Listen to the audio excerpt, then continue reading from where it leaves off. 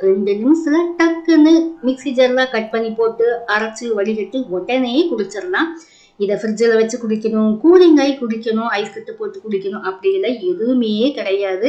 Mixie ஜாரில் அரைச்சு வடிகட்டி உடனே குடிக்கலாம். நல்லா டேஸ்டாகவும் இருக்கும், ஹெல்த்தியான ஜூஸ் கூட.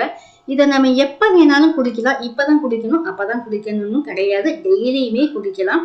சூப்பரான கேரட் ஜூஸ். இதுக்கு கூட 2 பொருளை சேர்த்து நல்லா ஹெல்த்தியாக டேஸ்டாக எப்படி செய்யறதுன்னு பார்க்கலாம். அதுக்கு முன்னாடி இந்த வீடியோ உங்களுக்கு பிடிச்சிருந்தா லைக் பண்ணுங்க, கமெண்ட் பண்ணுங்க, மறக்காம சப்ஸ்கிரைப் பண்ணுங்க ஃப்ரெண்ட்ஸ்.